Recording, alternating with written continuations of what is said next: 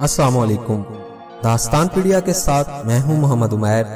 तमाम देखने और सुनने वालों को खुश आमदीद। नाज़रीन, आज की वीडियो में हम आपको जुर्म की दुनिया के ऐसे किरदार के बारे में बताने जा रहे हैं जिसका ताल्लुक बरसगीर से है।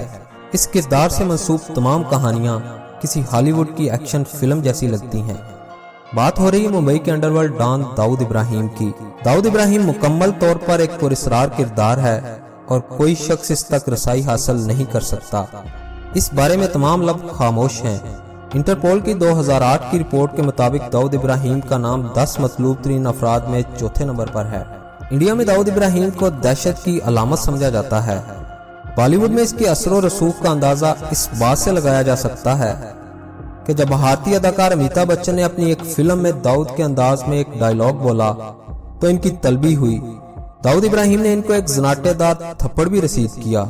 एक रिपोर्ट के मुताबिक दुनिया के ताकतवर तरीन अफराद की लिस्ट में दाऊद का नंबर 57 है।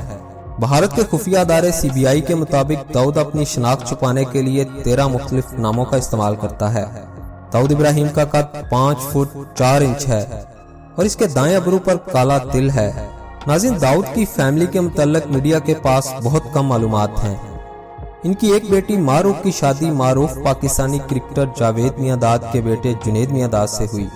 जावेद मियांदाद के मुताबिक उनके बेटे की मारूफ से मुलाकात लंदन में तालीम हासिल करने के दौरान हुई। दाऊद का एक बेटा हाफिज़े कुरान भी है। एक बेटे की शादी 2011 में बरतानिया के एक कारोबारी घराने में हुई।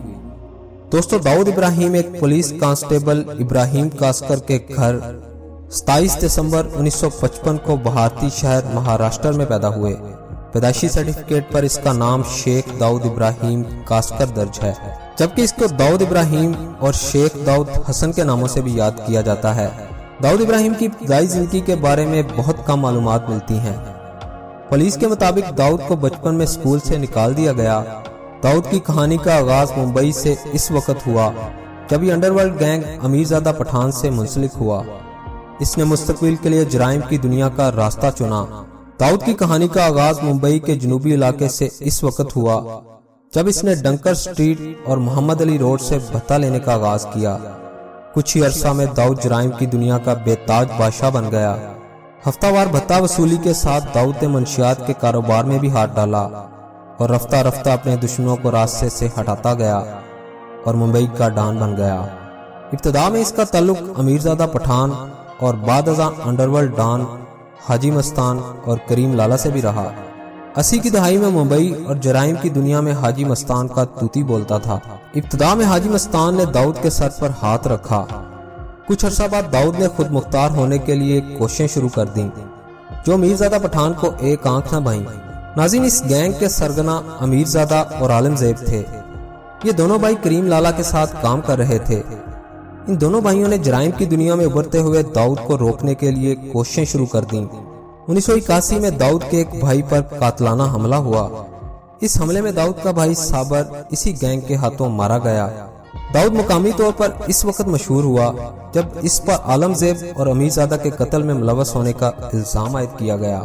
80 की दहाई में भारतीय पुलिस ने दाऊद को गिरफ्तार भी किया, जो बाद अज़ां जमानत पर रिहा हुआ और दुबई चला गया। दुबई में इसने सोने की स्मगलिंग में हाथ डाला और बॉलीवुड में सरमाया लगाना शुरू किया। साथ ही जायदादें बनाना भी शुरू कर दी। उस वक्त आम लोग दाऊद के नाम से वाकिफ नहीं थे। 80 और 90 की दहाई में दाऊद अंडरवर्ल्ड का सरगना बन गया और अरबों डॉलर का मालिक भी। बाज़ रिपोर्ट्स में इसको जुए, मंशियात और तवाइफों के कारोबार से भी मुंसलिक किया जाता है।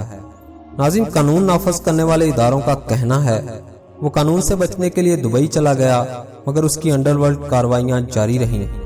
दाऊद का इंडियन फिल्म इंडस्ट्री पर भी खासा असर और रसूख है। इसकी जिंदगी पर फिल्म साजी और उसमें काम करने वाले मखसूस अदाकारों को पैसे देने का भी इल्जाम है। दाऊद के साथियों का कहना है कोई भी अदाकार इसकी पेशकश को रद्द करने की जुर्रत नहीं कर सकता।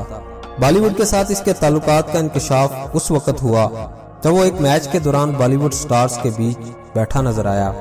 दाऊद से मुलाकात करने वाले भारतीय अदाकारों में सलमान खान, संजय दत्त, गोविंदा और कई नाम शामिल हैं। हिंदुस्तान टाइम्स में छपने वाली एक रिपोर्ट में बताया गया कि संजय दत्त ने भारतीय सुप्रीम कोर्ट के सामने एतराफ किया उन्होंने दुबई में दाऊद से मुलाकात की। इनके मुताबिक एक डिनर में इनकी मुलाकात दाऊद से हुई وہ نہیں جانتا تھا کہ داؤد بھی اس ڈنر میں آئے گا۔ ناظرین، 1993 میں ممبئی میں 12 دھماکے ہوئے۔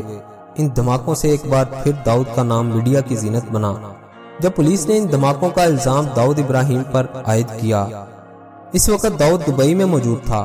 انڈیا میں موجود داؤد کے دستے راج چھوٹا راجن سے اس کے تعلقات ممبئی دھماکوں کے بعد ختم ہو گئے۔